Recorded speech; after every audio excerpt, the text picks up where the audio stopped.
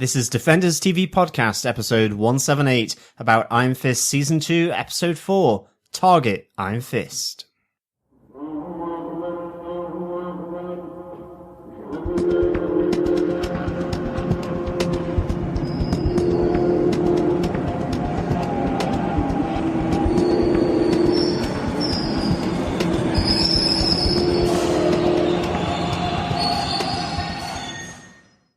Welcome back, fellow Defenders, one and all, including our co-host Chris. He is back from Kunlun. This is Defenders TV Podcast, episode 178, about Target Iron Fist, the fourth episode of this second season of Marvel Netflix's Iron Fist. I am one of your hosts, John. I'm another of your hosts, Derek. And I am the traveling companion, also known as Chris. Welcome back, buddy. Thank you very much. My Kunlun/podcast room is now built in my new house. Excellent. Yeah, so my audio is going to be fantastic from now on. And if it's not, the only person to blame is our irrefutable producer. Nice. Thanks, Chris. You're welcome. Okay. All emails about the quality of the podcast to me at Derek at DefendersTVPodcast.com if you want to email me. But if you want to email your thoughts about any of the episodes that we're discussing, email us at feedback at DefendersTVPodcast.com or pop over to our Facebook group where we're putting up spoiler posts for each of the episodes we're discussing, where you can discuss with other listeners, other fellow Defenders about their thoughts about the episodes as well. That's over at Facebook.com/groups/Defenders TV Podcast. Yes, and of course there is voicemail. So if you want to leave up to 90 seconds of your own thoughts, please head on over to DefendersTVPodcast.com and go to the right-hand tab where you can leave 90 seconds of voicemail. Really enjoy the voicemails, actually. You get to see inside the glowing heart of Xiao Lao. Absolutely. We are looking forward to getting some feedback in, and we're 4 episodes into the show, recording ahead of the release of Marvel's Iron Fist. So when we get some feedback, we'll be discussing it in a later section, which will drop into the show. But we're trying to get all of these recorded as soon as we can as we watch them without any kind of interference from anybody else's thoughts. And personally, I'm really enjoying Iron Fist right now. It's been really good. These first 4 episodes have been really enjoyable. Yeah, really enjoying the pace, actually. I'm liking the new take on one of my favorite characters, really. I really do think there's been a great development of this character. I mean, even from season 1, I liked how that character developed as well. So it's really playing quite nicely. And, there's some subtle differences. I mean, certainly from the Defenders, you really got a sense of tragedy, I think, across everything that Danny Rand seemed to do. This is a little more upbeat in a sense, certainly with his relationship with Colleen. But yeah, really enjoying the pace of this season so far. Exactly the same. Thoughts exactly the same with you guys. It's not a different take, I don't think, so much on Danny Rand. It feels like just like a natural evolution. Absolutely. Of the character, of the setting, of... I think we discussed in our season 1 kind of reviews that they stumbled a few times in terms of who the character was, a man of two worlds very much. And I think they very much now have found it by adding even a third world on the environment of kind of Chinatown. So he's a man of Kunlun, he's a man of still the financial district, so still a man of Rand Enterprises, but now he's also a man of the people. And I think that kind of comes across very much so in this episode as well. Definitely. Yeah, I think on with our spoiler-filled review of episode 4. Derek, what are some of the episode details? Yeah, this episode is called Target Iron Fist, which is named after the 13th issue of the original Iron Fist run. That issue featured Misty Knight working on a sting operation taking down a drug pusher, and this is our first episode where we see Misty Knight in the Iron Fist world, so quite cool that there's a little tie-in with the comic book. Not a huge amount, but a little tie-in anyway. The episode was written by Jenny Lin.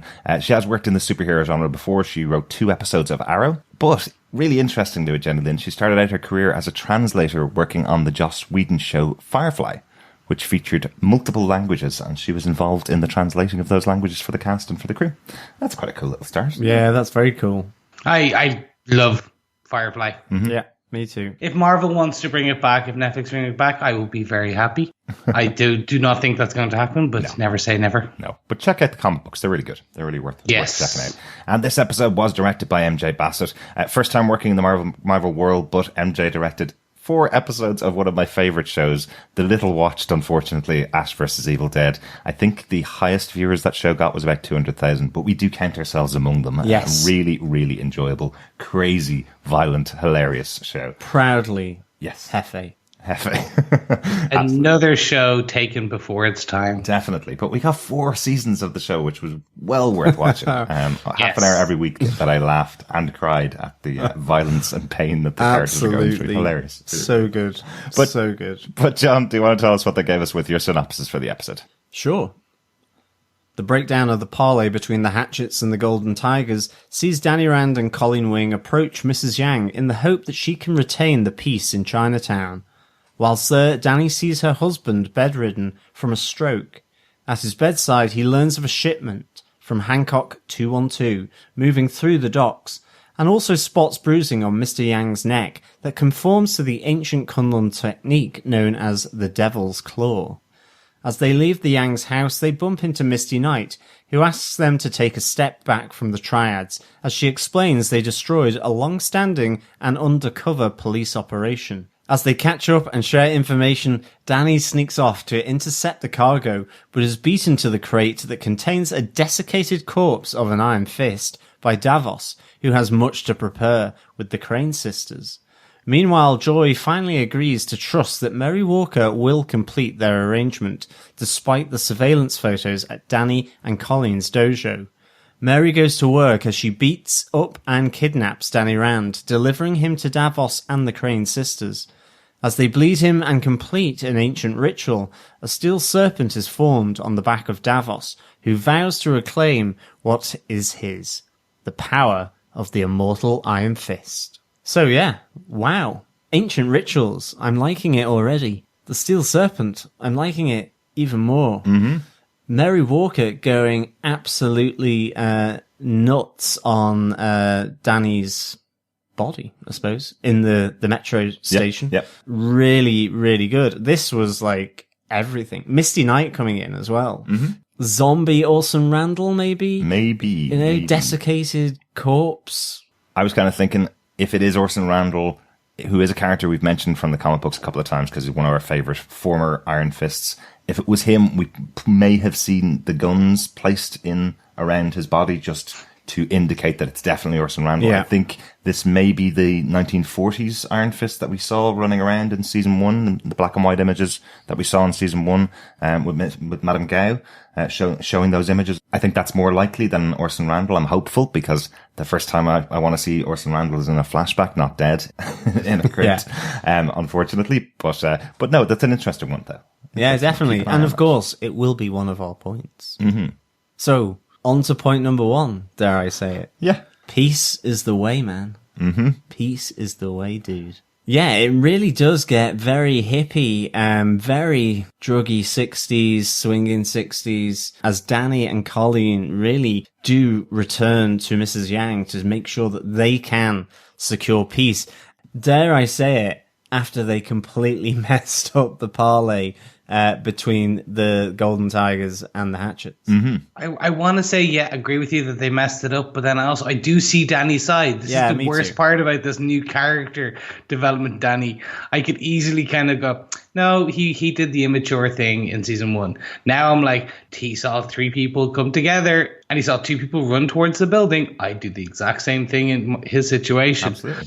As much as we kind of slag the hippie-ish peace, man, it's the only way to go forward, man. What we do end up getting is Chinatown will descend into chaos. So the approach that they're taking, which is trying to continuously sue for peace through whatever means necessary, makes sense. Mm-hmm. Yeah, I can't find fault with their approach of like going directly back to the Yangs to kind of push for and sue for them to go for peace again. And it was interesting. I did like Danny finding out about, what was it, the bruising on Mr. Yang's neck. Yeah. I can't remember the name of it. Devil's Claw. Devil's Claw. It's very much like a five-finger death punch from kind of Fifth of the North Star. He could have cured it, though. That's the question I had. I have a note on that, actually. We might as well bring it up here. Danny does use a technique, or tries to use a technique on Mr. Yang, which is one that we see in the comic books. He tries to get Mr. Yang to focus his chi to cure himself, but he's pulled out of the room by Mrs. Yang and her men before he's able to convince Mr. Yang to follow what his teachings are. It feels like if he'd been in there a little bit longer, he may have been able to help cure what's going on with Mr. Yang. He's telling him to calm down. He's telling him to focus on his breathing. It could have been easily mistaken as a standard CPR technique kind of thing, or a standard emergency medical officer technique, but it also feels like something from comic book Danny Rand. Okay. I didn't really get that at all. Like, I was expecting sort of that glowing palm to be put on his neck, maybe. Exactly. To, like he did in season 1, where he found out he had this healing power of the chi. Yeah, I was expecting to see something like that. I didn't really clock that maybe he was trying to cure Mr. Yang through chi, but effectively do it yourself, Mr. Yang. He was trying to get him to calm down, definitely. I think maybe I'm reading a little bit too much into it, but he did only have just seconds before Mrs. Yang and the other members of the team came in. Danny was a little bit too focused on getting the information out of Mr. Yang to help actually cure him. He was hearing words from Mr. Yang telling him the information he's been trying to find out for a long time about what's going on with Davos's plan. So it did feel like he was kind of going, okay, well, let him give me the answer and then maybe I'll cure him and then maybe I'll help him out, Yeah, I mean, we do get to hear, well, Danny, I should say, gets to find out from Mr. Yang that there is something waiting, and he just hears Hancock 212, referring to a shipping container down at the docks. But yeah, as well, we've also learnt at this moment that in the failed parley, the Golden Tigers have taken back the docks, and that ultimately this push for peace by Danny and Colleen is not being received very well from Mrs. Yang, because she said, we have nothing to trade now. Before there was a deal, there was a sweet deal where they were getting something in return. Now, this is all out war as far as she can tell.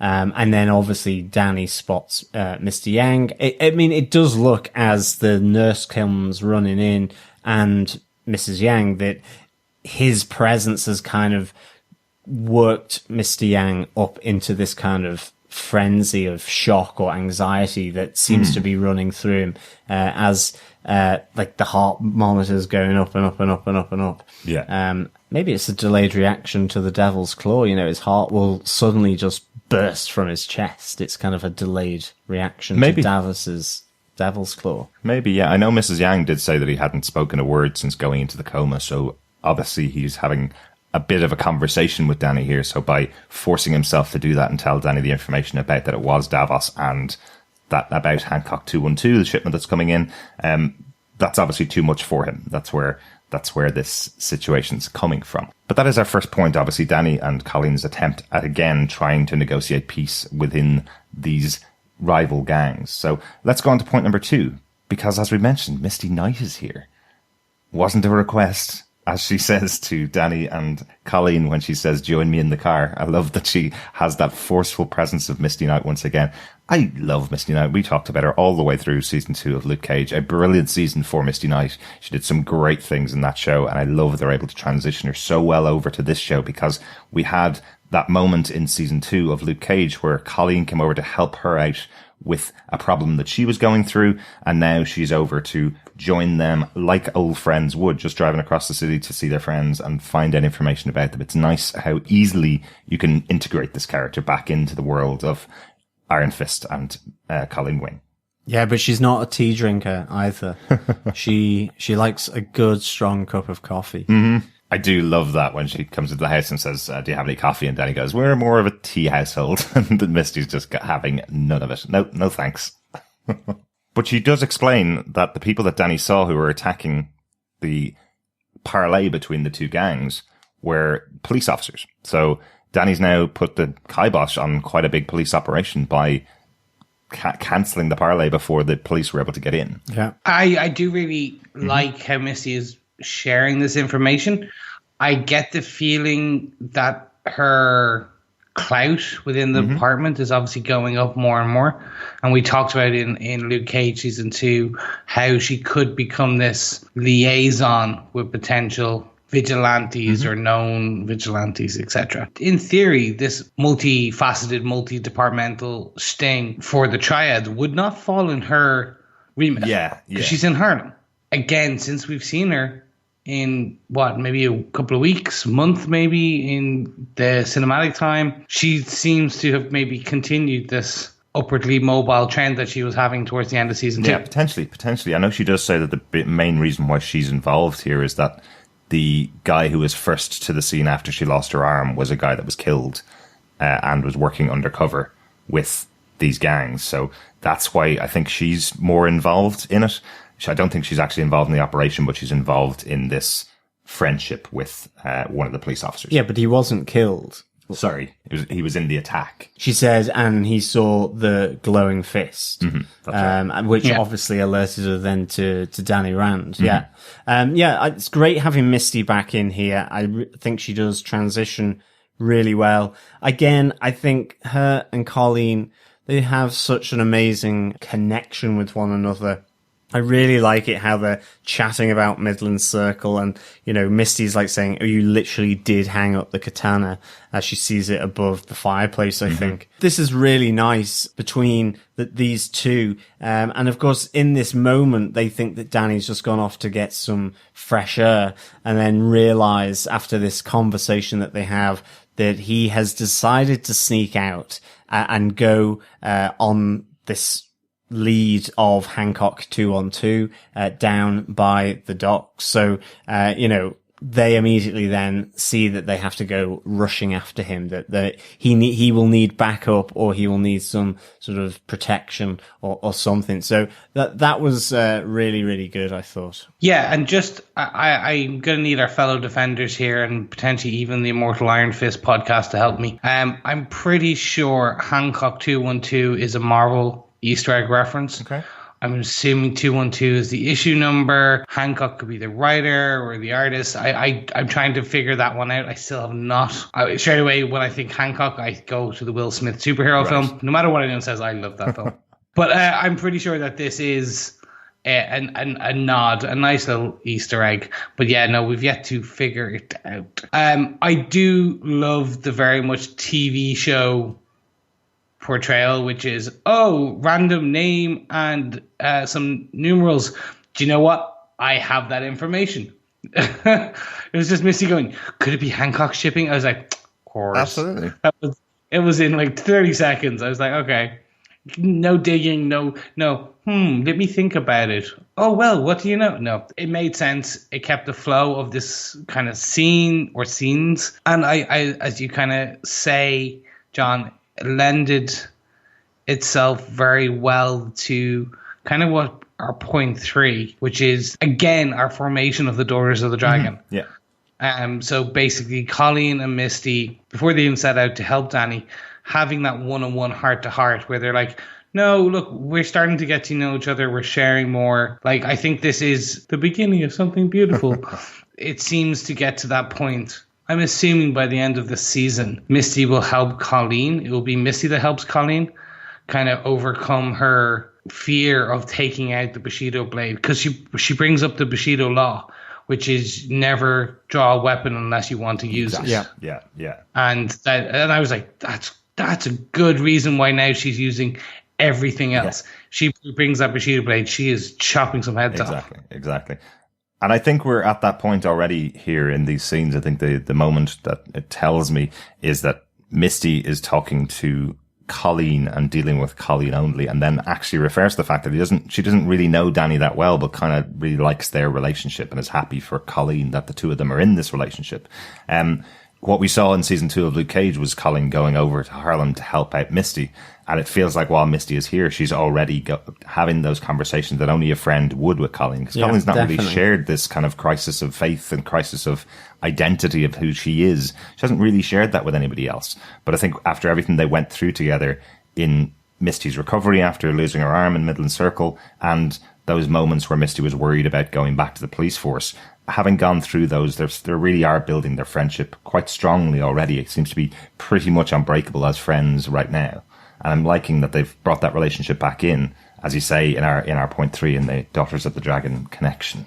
Yeah, I think the really nice thing is that crisis of faith that Colleen has and that she discusses with Misty, it does transfer to the shipping containers and the docks when they go off to help Danny, where Misty again is trying to rein in Danny. You know, you can't just go off into the night to really try and stop Davos. You know, yes, he's your brother. He used to be in Kunlun, but there are other things at play here. And you really see that crisis as well of Colleen agreeing with Misty, but then standing by her man to an extent and saying, you do need to go after him. Misty has this moment where she says, drawing a line in the sand only works if you don't cross it. And again, Colleen is in these two worlds at the moment where she doesn't want to cross it. She wants to have that katana hung up on the wall. But at the same time, she sees the drive as to what Danny needs to do, has to do, because in a sense, he's the only one that understands it. You know, again, from Misty, you do get this idea that, like with Luke Cage, that there are some elements that, you know, they bring up about the dragon or about, you know, the mystical city where it is totally dubious to them. They can't touch it. They can't see it. So for them, it doesn't exist almost. And that this is maybe just a strange take on a Tibetan monastery rather than anything as supernatural or mystical as this. So I do like that theme of, in effect, doubt, really, that what Danny is saying is fully the truth, whether there's a PTSD element to it or whatever. It's really nice to see that continue here with Misty. But of course, you know, they race to go and help Danny, make sure he's okay. But of course, both Danny and Misty and Colleen are too late. You know, the shipment has already been found and opened by Davos. Mm-hmm. You could say the ship has already left the docks. Yes. Absolutely. Oh, you could say that. You won't, but you could. I'm going to bring a slight part of one of our next points, or our final point, just regarding the Daughters of the Dragon, because what we do see is there is a part where Colleen sides with Danny against Misty's judgment. Mm-hmm. And that has me not concerned, but again, we're going to end up getting a bit more friction again until they learn to kind of be better partners. Now I'm talking about the Daughters of the Dragon here. Mm-hmm. What we're going to end up seeing is Misty going, well, I'm trying to help you, but you sided with your man. Literally your man, and you're going with him over my better judgment, me being cop knowing more. Why are you doing that? And I can see that playing a bit more in after this episode. Maybe. Depending on how much Misty is in it this season. I think it's one of those things that says a lot about Colleen. She stands up for Danny out of loyalty, not out of belief. She doesn't believe that Danny's doing the right thing, but she's loyal to Danny. And I think that is part of Colleen's character. So Misty may learn that she has to kind of accept that as part of Colleen's character, as opposed to cutting her down and saying, follow my lead all the time. Colleen is this type of person who will lead with her heart, and her heart is with Danny. So if Danny says he wants to do something, she'll tell him it's right or wrong, but she'll still stand by him. That's kind of her way. So it'll definitely be interesting. I'm sure it will come back up in the future, but I'm not sure whether it's going to cause a huge amount of friction between the two of them. I don't know whether I would ever tell one of my friends, don't stand up for your man. Listen to what I'm going to say. Sometimes you just step back from those kind of conversations. I know, but every time I'm seeing this, I'm just hearing, stand by your man. Of course. You know, they're all country fans. But of course, maybe Danny's just kind of discovered that in his 80s and 70s and missing pop culture lessons. Maybe. Let's get on to point number 4, because I want to talk about Mary Walker in this episode. Wow. Let's talk about Mary Walker. This is cool. This is so cool. Just even from that opening moment, that pre-credits scene with Mary dragging an unconscious Danny through the train station, and you're going, okay, how did it get to that? He's the Immortal Iron Fist. He is master of martial arts. How is it possible that Mary can take him down? Because all we've seen really is a slightly aggressive Mary Walker, and we've also seen this really polite, nice artist Mary so far in the season. We haven't seen her fighting at all yet, so great to see that later on in the episode. But I loved that they set up this particular episode with that moment where you're going, oh, I have to watch to the end of this one. This is going to be interesting. I was so confused. I'm not going to lie. I turned this on and went, oh, okay, I'm watching what did I missed the whole episode. What just happened here? And I stopped it and started again. And I'm like, okay. And I was about to text you. And as I was texting you guys to go, did you notice anything wrong? It jumped backwards. I was like, oh, that's a really cool way of doing it. Yeah, okay. It is, isn't it? It's a little bit confusing because obviously we're not watching these on Netflix as the full setup version of these. We're watching these in our preview screeners, and they were actually out of order on the screeners. One of the episodes is in a different order, and I've been really careful when I'm starting the episodes to push the right button. But no, I thought it was great. I think it works really well having that moment of her sitting over the prone body of Danny Rand in the train station. It's pretty cool. Yeah, definitely. Can I just add, they've really gone a really great look here. I was expecting some form variation of the costume. We may get that later on. But this kind of proto Man in Black, Daredevil kind of style as well, which is she's just wearing shades, which we'll get to, and a black hoodie and black pants. Yep. It's so good. It does fit in quite well with all of the other costumes on the Netflix shows, though, doesn't it? It does kind of take that moment of where did she buy her hoodie, because everybody else has bought their hoodie in the color that represents them. She's the dark character wearing her hoodie versus the rest of them. But yeah, it's just so good. I mean, just, the crush of the mobile phone with her boot. But all of this, it's like, I want more Mary Walker. I mean, I really noticed the two colors to her irises. Really good. Just gives her a completely sort of detached look. She's kind of sat very calmly, and I love how she addresses Joy, leave my stuff alone, stop touching my things. And then she goes full Walker Unleashed with the chokehold on Joy Meacham, because, Joy and Davos have just been at her going, what's happened here? And of course, it's only when Joy reads the discharge papers to see that she has dissociative identity disorder. And you get that really great moment of feeling the hatred for that other personality that is in her life, where she goes, do you know what it's like waking up hungry because your other self didn't eat? Loved it. Absolutely loved Mary and Joy together.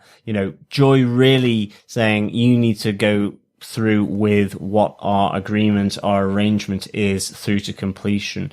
Davos at this stage has left because he says, I've got preparation to do with the Crane sisters. So it was just so good. I really enjoyed every moment of it. One thing I just kind of wanted to ask was Mary Walker, the one in black, did she have a southern accent here? I kind of sensed a bit of a twang. I'm not entirely sure now where Wisconsin is.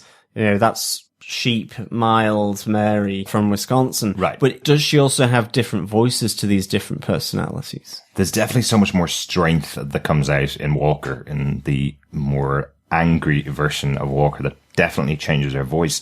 I also have to compliment Alice Eve as well. There's a moment where she stands up while Joy is going through the items on the shelves, and she does a change in her shoulder placement where her shoulders kind of roll forward, and it's almost a different body stance that she has, showing that it's a completely different person here than we've seen in Mary in the past. It's just a nice little touch by the actress to show how different these two characters are. It's not just one sweet and innocent and the other one's a former army vet. It is that these two people are completely different people living inside the same body, and she does little moments to do it. It's just fantastic. Really good work. Yeah, I'm in complete agreement with you guys. I loved the tiny touch of having two different colored eyes.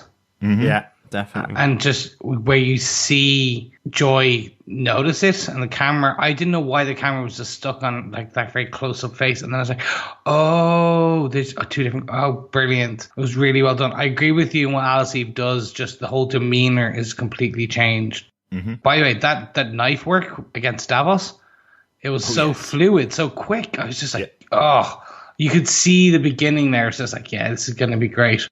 And I'm right in saying that she's a trained dancer and has also done martial arts herself in the past. Alice Eve, as an actress, she has those in her backpack as tools that she uses when she goes into roles like this. She's not someone that's coming into this show just as an actress. She has a lot of movement techniques that she comes into the show with as well. So she is quite experienced. She is the only person on the set, I believe, that ended off in hospital after doing one of her scenes. So that could be the fight scene that we see later on in this episode versus Danny. She doesn't say exactly which one it is because she didn't want to spoil it, but she did end off hurting herself quite badly on the set of the show. She's fine now. She's looking great and doing grand, not in hospital at all, but she did spend the night in there getting monitored. So she went all out in her fight scenes. Yeah, no, you can see that very much like Finn Jones. They all have these kind of a bit of work prior in terms of this, but they all kind of went deep and kind of really trained.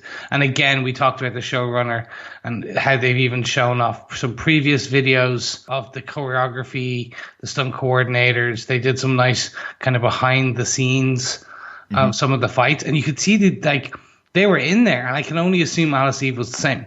Yes, she was. Yeah, definitely. Yeah, that was one of the insistences from Clayton Barber, the new stunt coordinator for the show, or the new fight choreographer for the show. I always get that wrong. He's the fight choreographer, and he's expressly said that he wanted to make sure that when they had the fights that the camera could be put in places where the actors would be seen doing the fights. So for the most part, and I believe it's somewhere over 90% of the fighting was done by the cast and the main cast of that. So.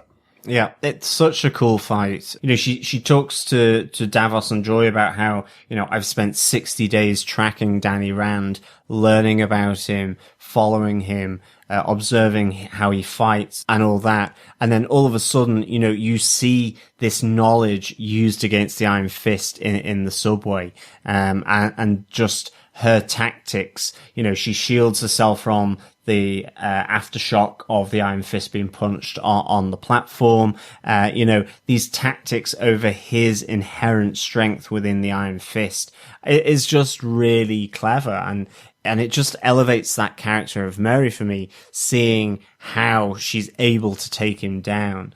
And I really, really enjoyed that. You know, smart fighting against the Iron Fist. You could imagine, you know, Davos and Danny on that same subway platform going at it for hours with their different moves. She gets the job done. You know, she protects herself and she goes in for the weak points, and ultimately comes out on top. Yeah, exactly. Using that element of surprise to begin with, because he doesn't expect Mary to be the one coming after him, and then twisting it and making sure she knows where to be at the right moments to take him out. Really good. I love that she ties up the Iron Fist, puts it behind his back so he can't use that. That's the first way she takes away his weapon. Yeah. And then when he, as you say, when he hits the ground with the Iron Fist beforehand, she puts herself behind a pillar to block the move as well. So she's clearly been watching this guy and knows exactly how his moves work. So that's a nice, scary moment from Mary.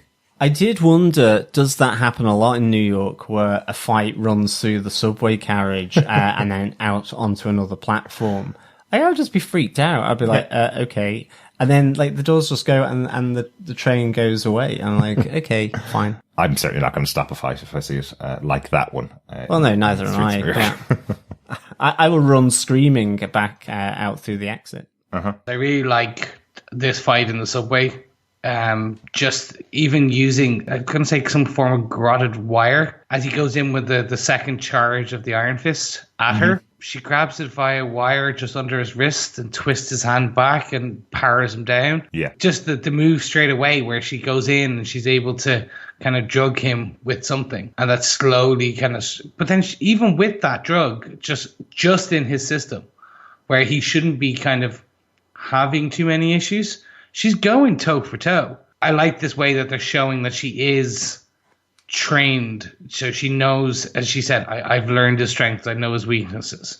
She is very, I would say, military, but that's probably wrong. It's very strategic, probably is the best term. But just really, really good. I can't wait to see more of this. And I think it's really important as well, because Danny is effectively supposed to be the best martial artist in the world. That's why he won the Heart of Xiao, or won the ability to battle for the Heart of Xiao. So it's good having this type of battle against a villain who isn't as strong as him, isn't coming from a kung fu background, isn't coming from a karate background. She's coming from the fact that she has followed him around, has learnt all the things that he's used on the streets every night as he's been going out. By following him and watching him, she's learnt his tactics, and therefore she's using her knowledge over his strength. And I think that's a really good way to get around the hyper-powered Danny Rand, the best martial artist in the world. It's a great way to get around it. If you follow him around every night when he's battling in the streets of New York, you may find a weakness and you may find a weak point. She found all of them and uses them all against him. A great way to use the character. Yeah, and I did want to just quickly point out that there's a bit of maybe epilepsy or light is an issue, because what we see is as there's sparks going off and flashing lights, she puts on the shades. And she does something similar with when they're in the warehouse at the end, which is something we should watch out for. But that actually perfectly brings us on to point number 5 of this episode. Iron Fist is in a warehouse, but how did he get there? Yes. I loved getting to see Davos going in to Hancock Shipping, taking out those 3 golden tigers. Just smooth, fluid, beautifully choreographed. Just really see how violent he is, even though he's supposed to be the pacifist even more, but he's just slowly turning into the Steel Serpent. I agree with you guys. I don't think this is Orson Randall. I agree with Derek. I think this is the Iron Fist from 1940 something. I can't remember which year, but yeah, I think it's like 1940 something. It's the one we saw from season 1 in the grainy footage, because yes, we don't see guns. That being said, we know we usually get a lovely flashback episode every season. How cool would it be to get a flashback of all the different Iron Fists throughout the years? Kind of, we get the history of this guy, and then someone, which we assume is Orson Randall from the comic books. Danny has to seek him out. Danny has to learn about the other Iron Fists and how they lose their powers, lost their powers, etc., in order to now combat the end of this episode. Yeah, I mean that would seriously be playing into the Matt Fraction and Brubaker Immortal Iron Fist series for sure. I even just think the fact that there is another Iron Fist desiccated. Sweet zombie fist in the casket that he's brought in absolutely links into that series of comics on the Immortal Iron Fist anyway, which shows all the different Iron Fists through the ages, how they rose to that, and the different situations that they found themselves in. So that would be really, really cool. But I mean, yeah, that dead Iron Fist is just cool anyway. He has that same headgear on. He's got the tattoo of Shao Lao. So, it's a full-on Iron Fist here for sure. Yeah. I mean, I would say that, yeah, it probably isn't Orson Randall, given that there's no guns there. However, that footage from season 1 could conceivably be Orson Randall as well. It's about the right time, to be honest, that you would have Orson Randall. So you never know, but yeah, it would be very cool if Orson Randall came in here in order to help Danny in some way. That would be very, very cool. I really like how when Misty arrives with Colleen, to help Danny, I do love it when she walks into the crate as well. I actually thought, I was praying she was going to do her hell no from Luke Cage as she walks in to see this, dead body there with that kind of communion wafer now cut out of it in terms of, the Iron Fist tattoo that's been removed.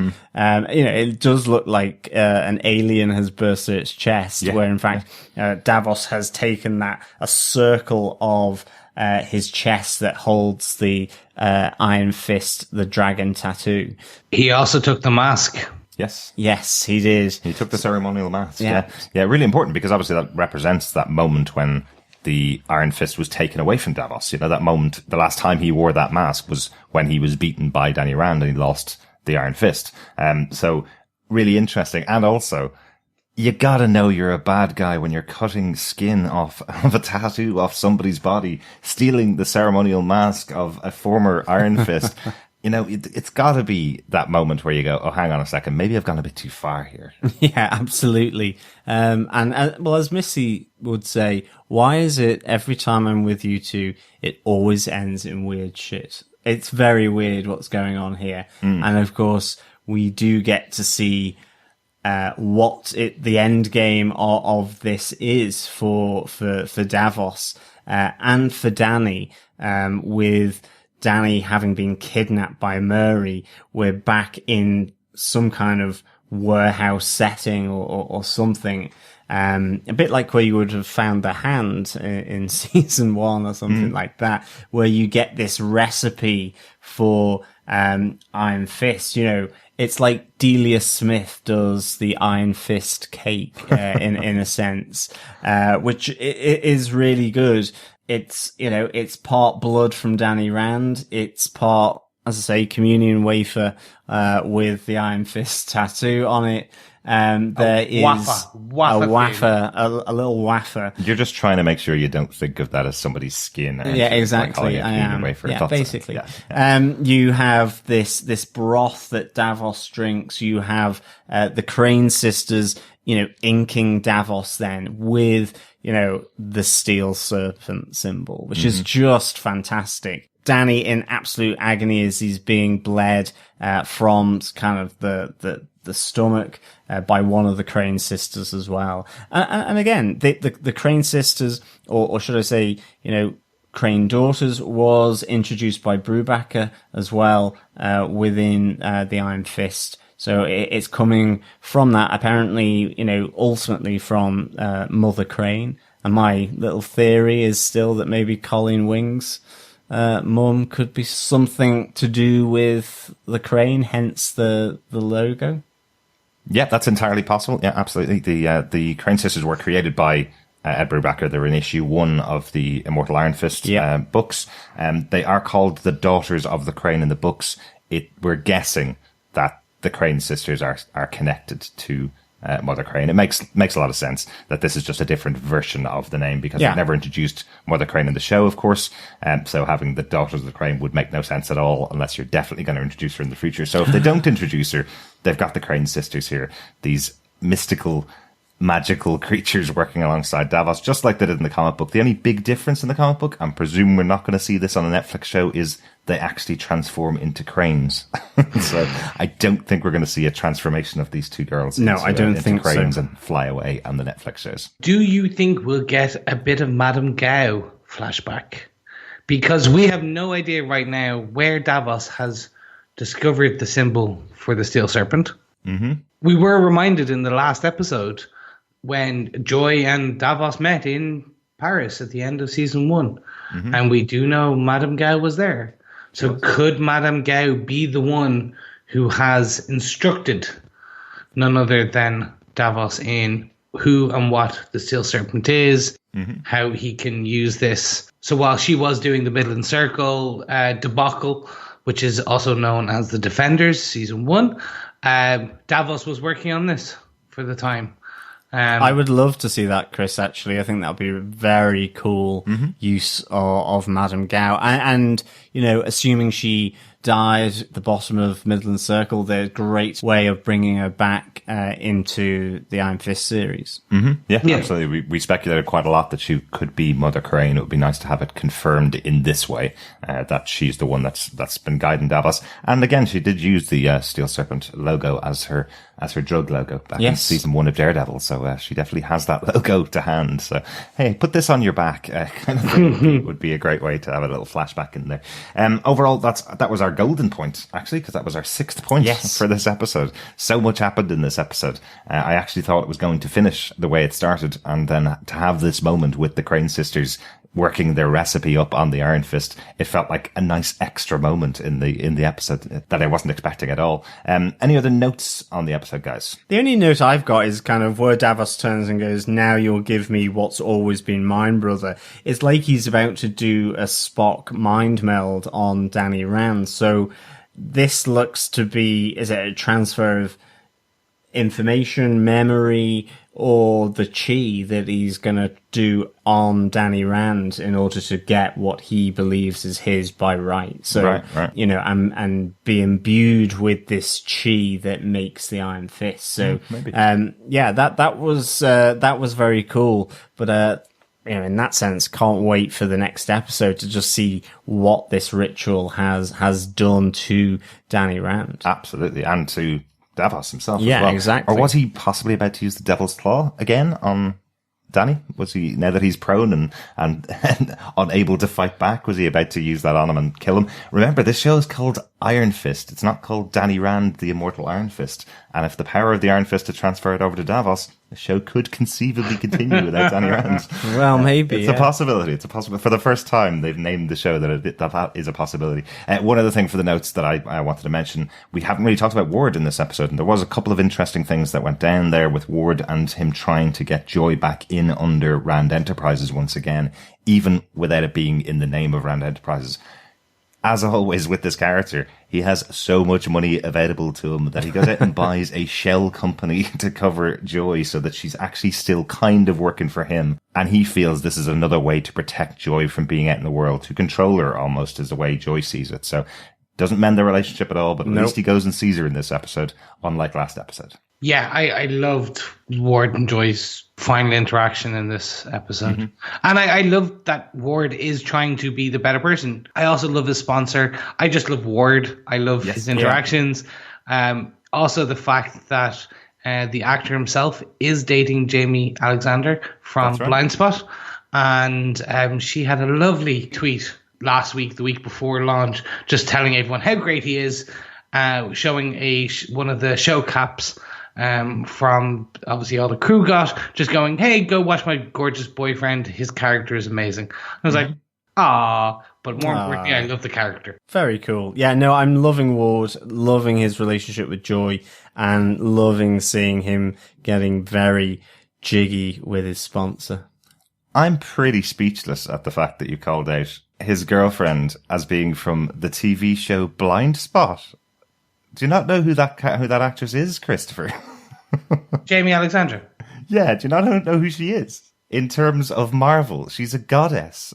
Sif! Lady Sif! Lady Sif. Oh my god. Ooh. I will give you the opportunity to change that if you'd like to. No, this is a snafu. This is going on my permanent record on this podcast. It's like Blind Spot. Why is he saying Blind Spot? Wow. Ladies and gentlemen, fellow defenders, I come to you today with a confession. I've been overworked, over podcasting, moving house, and apparently it is affecting my knowledge of the MCU. Because the reason why I remember is because we actually pointed it out towards the end of season 1. We realized that the two of them were together and that he was dating a god who was dating Thor's real wife, basically. So yes, there you go. Speaking of God, I'd like to also speak about Daredevil, a man who at the end of The Defenders potentially is gone to meet his maker. But we actually know he hasn't. But to everyone else, he is dead. I'd like to give you a quick overview of none other than Typhoid Mary. Mm-hmm. So Typhoid Mary was first introduced, I think it was in 1988. It was of Daredevil 254, and I remember that because it was created by John Romita Jr. Mm-hmm. And a fantastic writer named Ann Nocenti. They had this fantastic run on Daredevil back then. And yep, so she's a mutant.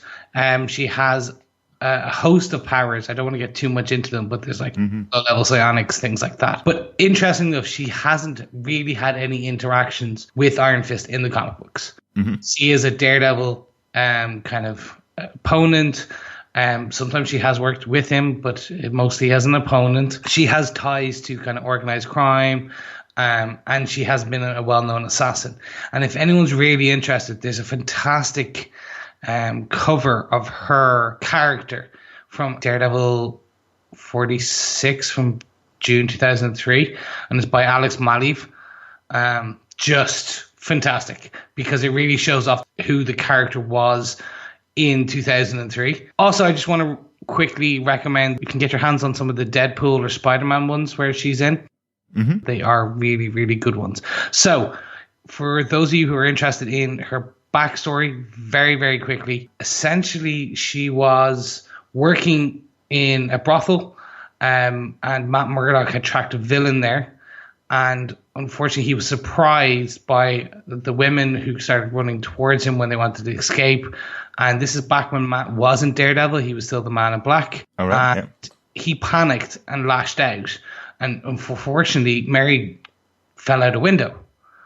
And it was at this moment she became Typhoid Mary. It was this moment she vowed to go against men forever.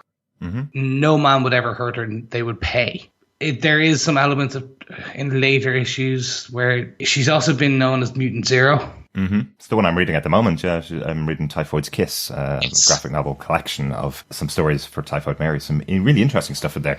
It's very 90s though. I was laughing at some of the statements made by Wolverine, who's her partner in some of the books. That I was going, that would never go down very well today. No. But no, really, really interesting. One of the things I did take out of that I thought would be interesting in here is it's really something that can only be done in the comic books, but I like the fact the character of Typhoid Mary can pretend to be Mary really easily. So she can manipulate people by pretending to be Mary, not just being the personality of Mary. It's a nice little touch. Yeah. And there are some differences from what we kind of assume so far, what we've seen so far in the series to the actual character in this. And we knew there would be. I don't want to get into too much because it may spoil a nice twist later on. Yeah. And those of you who know the character will know probably where I'm going with this. But for those of you who don't, watch this space. They may do something with it. If they do not, by the end of the series, or at least when the character has exited the series, I will do a bit more explanation of why, what I wanted, what I hoped, and what was different. Right. Excellent. Thanks for that, Chris. Good stuff. Yeah, really one of my favorite characters so far this season. We're only 4 episodes in. It still feels like it's cracking along at a pace though, guys. And it's only a 10 episode season, so not a huge amount of time left in the season to go. But on that note, John, do you defend this episode of Iron Fist? Target Iron Fist. I do defend this episode of Iron Fist. I give it 4.5 sweet, crusty zombie fists out of 5. Yes. What is not to like about a Iron Fist, a former immortal Iron Fist, desiccated like a coconut, put up into a casket, communion wafer being ripped from his chest, for a Nigella Lawson-esque mystical recipe making by the Crane sisters. Absolutely loved it. This had loads of stuff that just got my juices flowing because it was like a big cake being made. So I really can't wait to see exactly how Davos comes out of this, because he's got the steel serpent symbol on his back. Fantastic. We have Mary, quite contrary. How does your garden grow?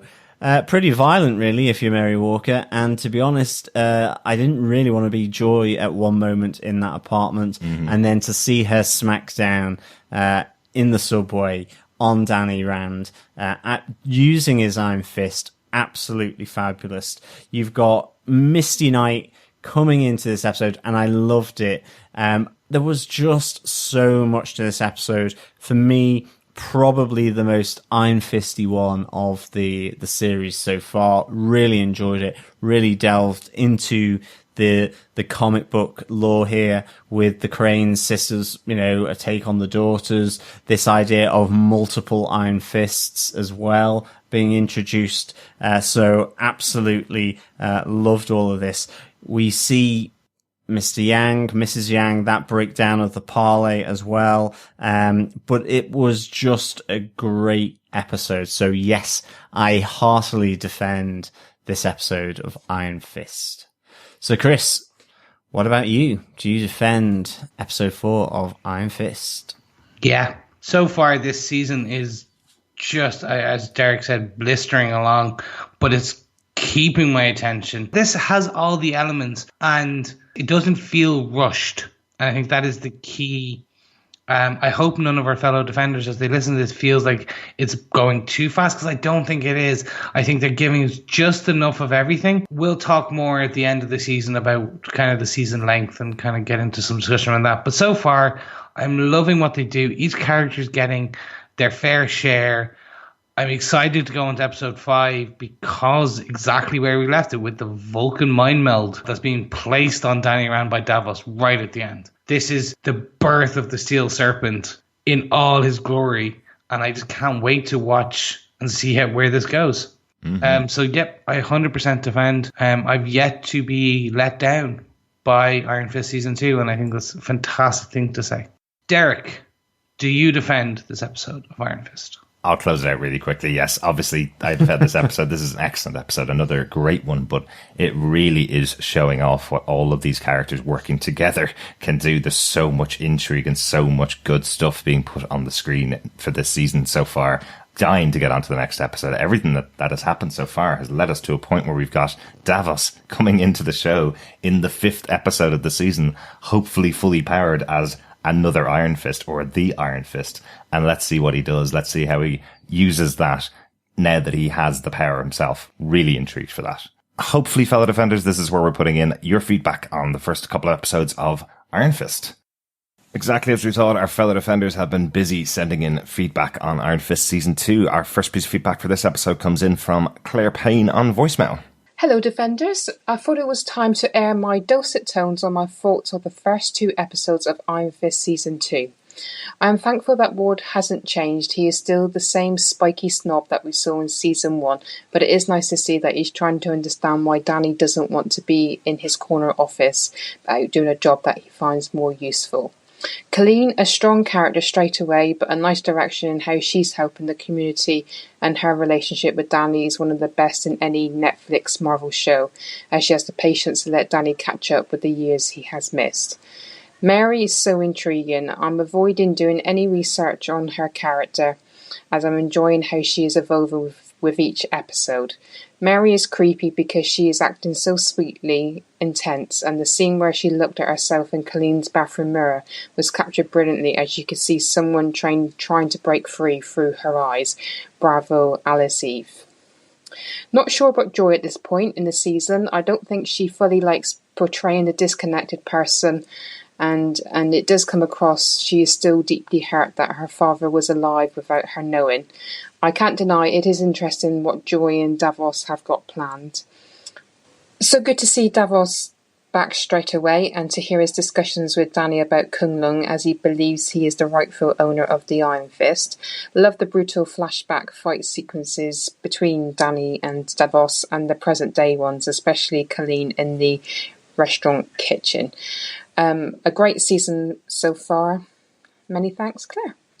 Thanks so much for that feedback, Claire. Always good to hear the voice of a fellow defender talking about these shows. Some really good points in there. That first couple of episodes was really, really good. Getting to see all these characters working together again. The relationship between Colleen and Danny just gets stronger as the episodes go on. It's been really, really enjoyable to see. Yeah, thank you so much, Claire. I really have been loving Ward as well. Yes, a little bit of the old Ward there, and a new Ward is coming out there as well, I think. So really good to see. And thanks very much for the voicemail, Claire. Again, to remind our fellow defenders, if you want to send in any feedback by voicemail, just pop on over to our website at defenderstvpodcast.com. We have a little tool there that you can just click the button on and record up to 90 seconds of your feedback. Or if you want to, you can record an MP3 on your phone and just email it into us at feedback@defenderstvpodcast.com. Chris, we got some feedback over in our Facebook group on episode 1. Do you want to start off there? We did. We got some feedback from Jeff Child, who went on to say, good action sequences in this episode 1. I'm not sure why Joy lumps Danny in with Ward and her father. Danny looked a little crazed punching the door at the end. Yep, as we kind of talked about on our initial episode 1 podcast, that end scene of Danny definitely had some crazed eyes to it. But now, as we see as the episodes have gone forth, definitely there's a bit of crazy eyes in Danny there. And I'm in agreement with you, Joy lumping Danny and Ward together at that point in the episodes and the season didn't make much sense. But as you learn the rationale and her reasoning, it makes a bit more sense. Mm-hmm. Yeah, absolutely. Jeff also goes on about episode 2, saying, I'm curious what they're going to do with Mary. I had to look up the character because I was unfamiliar with her.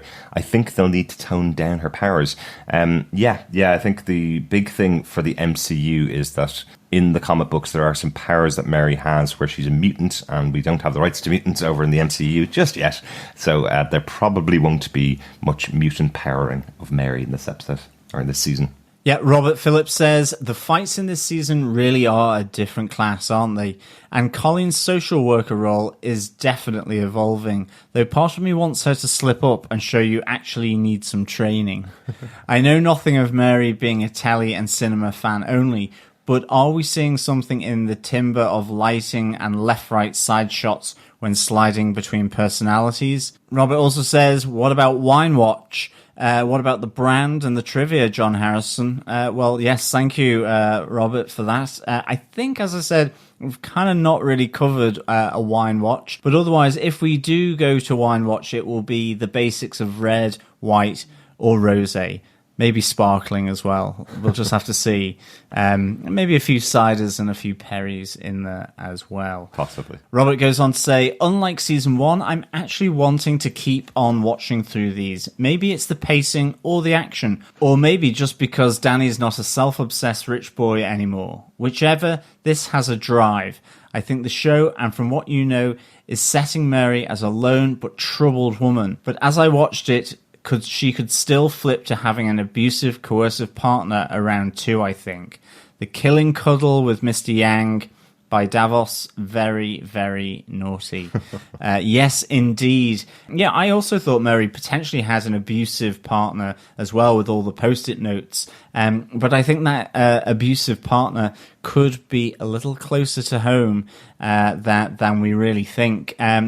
I like the idea that it was a killing cuddle from Davos. I suspect Davos doesn't cuddle too many things in his time.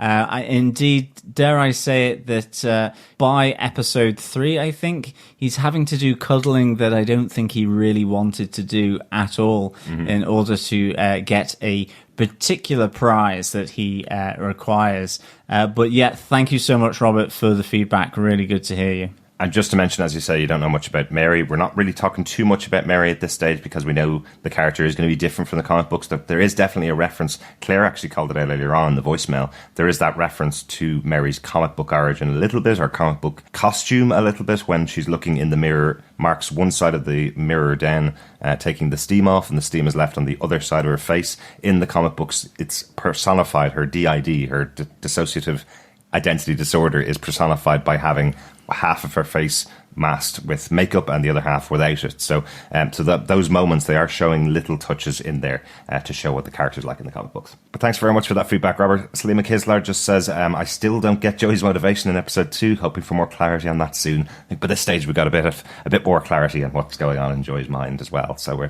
it's all right now, I'd say, at this stage for you, Salim. Yeah, absolutely. I think like Salim and like Jeff as well, Joy's motivation was a little bit difficult to kind of penetrate, really, why she was lumping all these people in. But she certainly does reveal more as to where that comes from. And I think it's quite cool, to be honest. But certainly, it's difficult to really get behind Joy's reasoning for such... I suppose hatred, vengeance that she's directing towards Danny. Even Ward, I suppose, in that sense. But, brother, sisters, you never know how irrational that could be. Exactly. So, yeah. Over on episode 3, we received feedback from fellow Defender and Into the Night podcast host Ray. He went on to say, what a dinner. Who's Afraid of Virginia Woolf? Eat your heart out.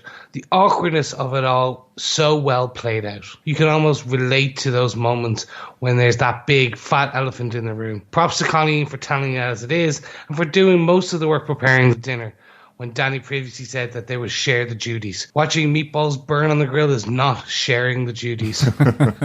I don't even think that's a cooking technique, don't think so. Grilling meatballs. It's char grilled. It has like New York je ne sais quoi. Kunlun New York fusion. I think I could, I could have accepted the ding of the microwave more than the barbecue for meatballs. Absolutely, absolutely. It felt like he's a character that's gone from, making Pop-Tarts when he was 12 years old before he went to Kunlun, and now coming back and having to do dinner parties because he's now adulting in New York. It's fun little moment there from Danny. Yes. Moving on, we had Jeff Childs come back on episode 3 to say, BB is an interesting character. I wonder how the squad is going to figure into things. Right there with you, Jeff. Completely agree. It's going to be interesting to see how they weave this little ragtag band of ragamuffins into the story as a whole. It's going to get interesting. Yeah, it's like the famous five, but more urban. I was more going Fagin's kind of... Yeah, Oliver Twist, kind of. That's where we were going. Please, Colleen, can I have some more? Closing out on episode 3, Robert Phillips had this to say. So we have more great-based action from Joy in this one, and the untwisting of the divested patents begins to be exposed. Solar panels leading to a super ray weapon to blind the fist to Mirror's own winning ways in Kunlun. That is an amazing idea, Robert, but I don't know whether the show is going that far. But that's what an amazing concept. That's they're going to get to that final battle, and then a death ray will come in through the windows to blind. It's Danny. very Goldfinger. I think she could probably accomplish the same thing with a well-placed mirror, really, couldn't she? He could, but it wouldn't be quite as fun. Solar capacitors. Who knew? Yeah, it certainly wouldn't be as Bond villain-esque as that sounds. Absolutely. Dr. Evil.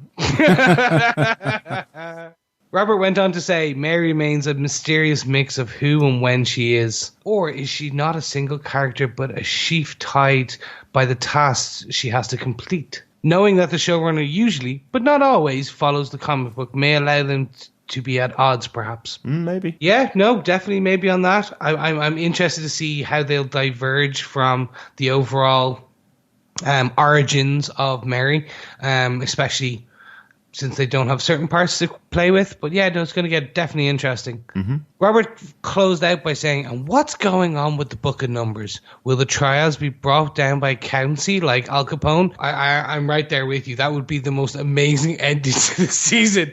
It's just going to end up being like big fight scene, and then, do you know what? We need a lawyer to bring us down. We need an accountant. Mm-hmm. In come the IRS to take down the trials. Brilliant. Let's get on to some feedback about episode 4. All of this feedback really is about Mary at this stage for episode 4, understandably. Jamie Young says, Mary is scary and so is Davos. I love how dark this season is getting. Yeah. Yes, Davos is a crazy, fanatical guy. Absolutely. And yeah, Mary is scary, but she can be sweet as well, I think. Yeah. I do think it's interesting how she's been developed. And I mean, it is that you just don't know what you're getting at that moment in time in the episode, and whether it's better or worse than something else that is hiding deep within that sort of dissociative mind of hers. Mm-hmm. Ray also wants to talk about Mary. He says, I love this depiction of Mary. There's that level of Kathy Bates' misery unhingedness to her that puts you on edge each time she's on screen. Alice Eve has exceeded my expectations for her portrayal. I know it sounds one-tracked. Apologies, but Mary's depiction gives me great faith that a translation of Mark Spector, aka Moon Knight, on screen would be an effective and successful thing, as he suffers from the same condition in the comic books. That's, a really good point. I know they did talk about it. I don't know whether we've talked about it on the podcast, actually. They did talk about it before the show aired, that the writers' room were talking about the character of Mark Spector and his dissociative identity disorder and how it plays into the more recent comic books and more recent history and how they'd use that to translate the character of Mary to the screen. So it is really interesting. I hope you get your Moon Knight show at some point, right? Because I can see what you mean. There's really something here that I'd like to see a main character focused around this disorder. It'd be quite interesting. Oh, definitely. It'd be great to get a Looney Mooney on Marvel Netflix. Mm-hmm. Yeah, no, I'm with you. I'd just be very cautious about who they get to portray Mark Spector, because the actor would need to have a huge range. Tom Cruise, I reckon. Tom Cruise? yeah. He's got a huge range. He has. 4th of July through to Mission Impossible. He is about the only Hollywood actor that hasn't been in a Marvel movie at this stage either. So maybe, you never know, he might be up for it at some point. I'm kidding, by the way. Of course, of course. One of the things Rebecca said to us was everybody should go see Alice Eve in the movie before we go. She's really good in it. Everybody knows her from Star Trek. I do. That was the only film that I'd seen her in. But Rebecca says go see Before We Go because actually it's also Chris Evans' directorial debut and she's great in it. So, so there you go. Alice Eve working with Captain America in a movie. Yeah, and he got his Marvel abs out behind the camera as well. Maybe. So there we go. Maybe. So you're going to watch the behind the scenes of that film absolutely. then, John. Okay, cool. Jeff Charles goes on to say, so good to see Misty again. I hope we have multiple episodes and get some Daughters of the Dragon action soon. Absolutely with you there, Jeff. It would be so good to see Daughters of the Dragon. I mean, I think this podcast very much is a big champion of Misty and Colleen. They really bring a great element to the Marvel Netflix shows, and it's great to have so much time, I think, with Misty as well in this episode. And we certainly hope that that continues through a few more episodes within this season, to be honest. Yeah, Claire Payne says, I love this dark episode, and I probably enjoyed Superb Mary holding Joy in a headlock too much. Great to see the amazing Misty Knight. Yes, that was a pretty nice hold by Mary on Joy. And yes, I think there are many people that squealed with Joy, thinking, yes, I think you need a bit of discomfort, Joy Meacham, a little bit of discomfort. If not, you know, your dead father reappearing and then dying and then reappearing again, and the fallout with your brother wasn't enough. Nonetheless, whether you are directing your anger in the right direction is another thing entirely. Definitely. We had a fellow defender, Claire Laffer, who went on to say, Mary is awesome. Hope we see some of her pyrokinetic powers from the comics, or at least a nod to them. I'm right there with you, Claire. I think it would be cool. If anything, maybe her just looking at a candle flame or a lighter and it's starting to flicker. I don't think we need to see her full on kind of going the Human Torch level. But yeah, it'd be good just to see a nod. Yeah, that'd be really interesting to see a powered version of Mary. We haven't seen that yet. It'd be quite cool. Finally, for this episode, Jim Carrey says, did anyone else's mind play this trick during the conversation between Danny and Colleen at the beginning of this episode? Danny says, I wish there was a world where we were all past this. And then there's kind of a purple shaft of light coming in through the drapes from the sun outside. In my head, Jim Carrey says, I was going, ooh, snap. Is this an Infinity War reference, is what Jim was wondering.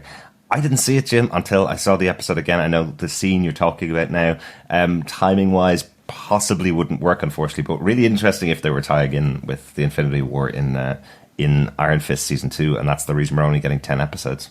Yeah, it'd be awesome if they did. I was there kind of going, oh my goodness, really need to see that again. And there's certainly the purple shaft of light coming through, but I'm not too sure whether it's the Snapocalypse in any way here. But it would be great if there was some of that crossover between MCU and MNTV. We've never called it MNTV before. We know that's. But I do like it. I do like it. Yeah. I'm not sure. I think, as we said before back in Luke Cage, I don't think we'll ever see an actual TV crossover with Infinity War because they're trying to keep all those details quite separate so they can have a big opening box office weekend next year. So I'm not sure if we're going to see anything like it because just purely the timing, as I say. But really interesting one to point out, Jim. Thanks so much for that. That's the end of the feedback for this episode. We'll have some more feedback in our next episode for episode 5.